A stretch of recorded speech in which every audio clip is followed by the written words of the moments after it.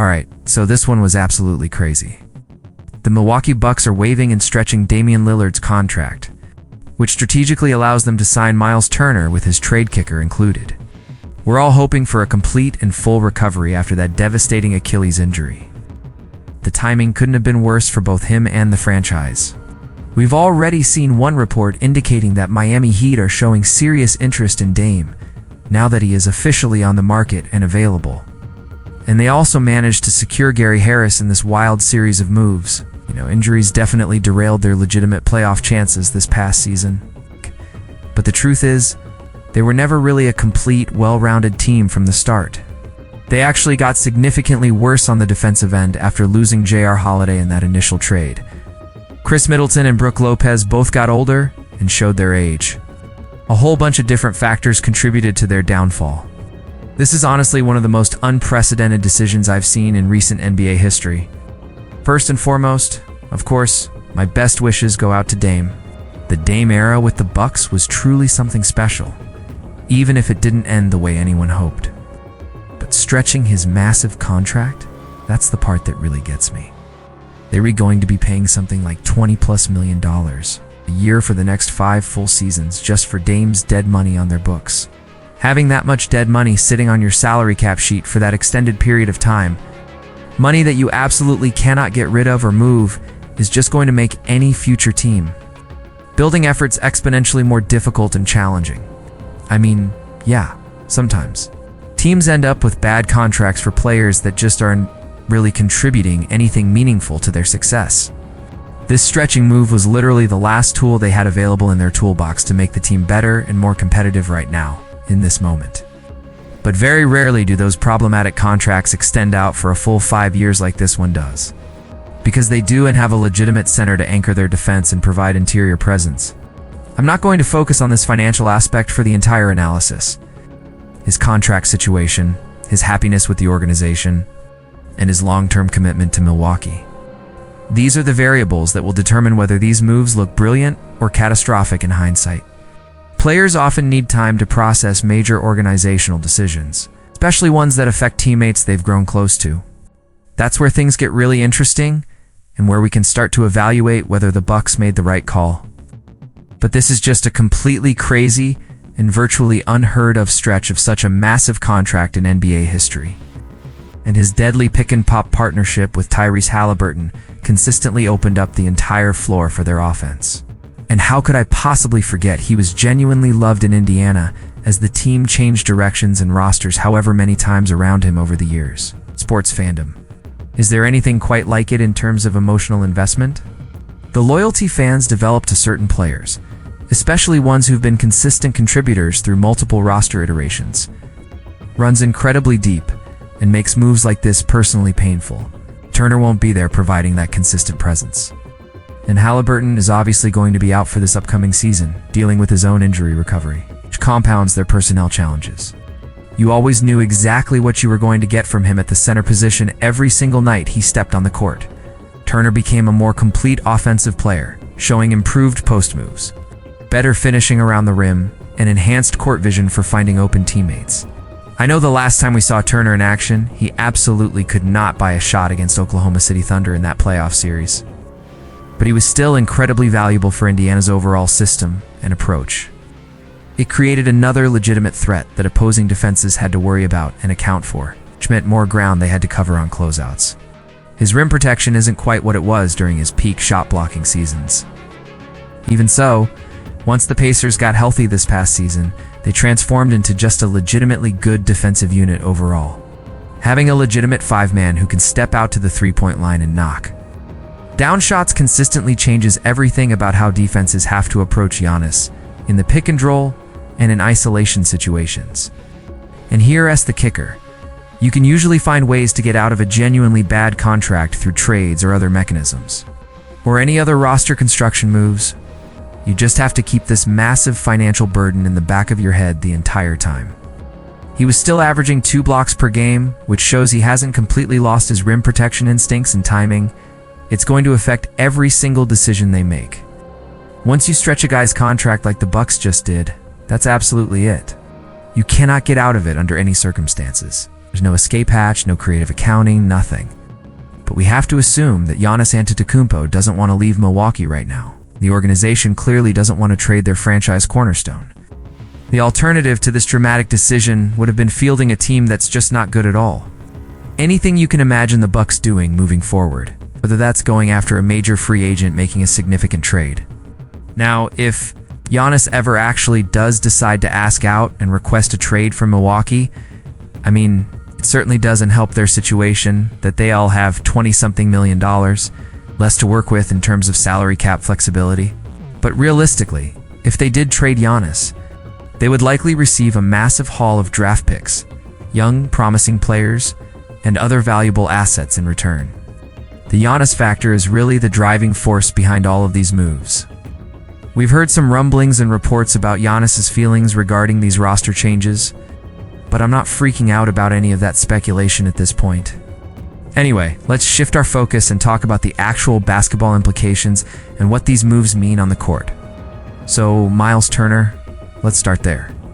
First off, losing Turner represents a genuinely significant loss for the Indiana Pacers, because his exceptional floor spacing ability. This dynamic just allowed the Pacers to operate as their signature drive-in kick offensive machine more effectively than ever. Turner has also grown tremendously with his off-the-dribble skills and face-up game as well, adding another dimension to his offensive repertoire. Pacers fans are understandably quite upset that he ended up going to the Bucks. Halliburton really opened up Myles Turner's scoring game from everywhere on the court, not just from beyond the three-point line where he'd always been effective. For the Pacers moving forward, it's going to feel genuinely strange and different without Turner anchoring their front court. Turner's ability to space the floor will be perfect for creating driving lanes for Giannis Antetokounmpo. Defensively, Turner's absolute best days are definitely behind him on that end of the court. A lot of that improvement was due to players like Aaron Nesmith, Andrew Nembhard, and Pascal Siakam. But Turner was still an integral part of that defensive success. He's not competing for an all-defensive team selection anymore. That's certainly true. But when you pair Turner's rim protection with Giannis as a help defender and weak side shot blocker, interior defense alone, whoa, and cut it in today's SNBA, where so much of the game happens on the perimeter and in space.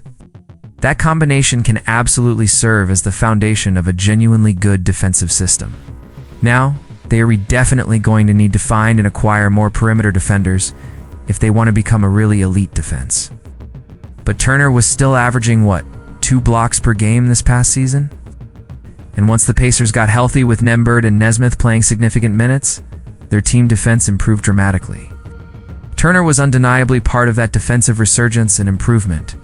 It becomes an absolutely insane total amount of money that Milwaukee is dedicating to the center position when you factor in the dead money. He is exactly the type of center that you want playing next to a player like Giannis. They had to make some kind of move to improve the roster. At some point down the line, they could probably make one more significant swing deal to try to add another legitimate star player next to Giannis, or at minimum acquire several good role players. We saw this exact dynamic work successfully with Brook Lopez for several years in Milwaukee. I am genuinely not freaking out about any of that speculation at all right now. Players need time to process major changes, and initial reactions don't always reflect long-term feelings. But 2 years ago, when he was shooting the ball well from all areas of the court, Magic were something like 35-19 in games he played. This team is pretty desperate for another legitimate shot creator and playmaker around Giannis, who can take some of the offensive burden off his shoulders. He certainly contributed to winning basketball during that stretch. Gary Trent Jr. brings proven shooting ability and scoring punch. The roster feels like it's composed of several fine role players who can contribute in specific areas. But there isn't that clear-cut second star or primary option next to Giannis. Bobby Portis will consistently get buckets off the bench and provide that scoring spark, even though he'll sometimes be frustrating with his overall defensive game and decision-making. This past season, he only played about half the year and his percentages dipped, but 2 years ago showed his potential impact. Meanwhile, the Atlanta Hawks and Orlando Magic have improved their rosters and should be more competitive and challenging, especially with this Dame dead money cap hit limiting their financial flexibility for the next 5 years. The Eastern Conference landscape is definitely shifting in interesting ways. Sometimes you have to make difficult decisions and live with the long-term consequences. Turner brings similar spacing on offense while providing the rim protection that allows Giannis to be more aggressive as a help defender. Whether their young players can continue developing, and most importantly, whether Giannis remains committed to the franchise long-term. Again, best wishes to Dame for his recovery and future success wherever he lands. Chat controls Sonnet for his individual dominance and ability to take over games makes them dangerous against any opponent. Right now, Turner's new contract is reportedly worth $107 million. Over 4 years with a trade kicker and player option included, that stretch showed some promising signs about how this team might function with Giannis as the primary initiator and decision-maker on offense. They going to have the less favorable pick in that arrangement the Pelicans gave to the Hawks for the next draft. So they'll have some assets to work with moving forward. Ryan Rollins has already been a legitimate success story for their development program. Andre Jackson brings tremendous athleticism and defensive potential. AJ Green is well liked by Bucks fans and has shown shooting ability. The trade kicker inclusion is admittedly a bit wild and unusual, but that's probably what it took to get Turner to agree to the move. That breaks down to an average of approximately $26 million per season, which puts him in the same financial tier as players like Tobias Harris, Kyle Kuzma, John Collins, and Ennis Claxton in terms of annual salary. Kuzma and Tobias Harris are definitely overpays based on their current production levels and impact. That's pretty obvious to most analysts. Collins was actually pretty underrated this past season and provided solid value honestly. Claxton wasn't nearly as effective this season as he had been previously, which made his contract look worse. I just saw that Jakob Paltel signed basically the identical deal with the Toronto Raptors. So this appears to be the current going rate for quality starting centers in today's NBA market. However, if you want to view Turner's contract as combined with Dame's stretched cap hit, well then yeah, but again, if Giannis is definitively not going to get traded and he wants to remain in Milwaukee, there really wasn't much else left for the organization to do. You know, they can give this current construction a couple of years to see how it develops. And more distant future draft picks could potentially open up additional trade opportunities. I know there was that Chris Haynes tweet about how Giannis feels about all these roster changes and organizational decisions. The Bucks will still have some draft picks available for future moves. They're just going to have to find some diamonds in the rough through the draft and player development, which is challenging, but not impossible. Let us try to figure out exactly how good this Bucks team can be right now, with Myles Turner providing floor spacing for Giannis, while also protecting the rim, and Gary Harris contributing as a reliable 3-and-D wing player. Harris's shooting percentages weren't as impressive this past season with the Orlando Magic. If Gary Harris can return to that form and provide solid perimeter defense along with his shooting, then okay, you'll definitely take that contribution from him.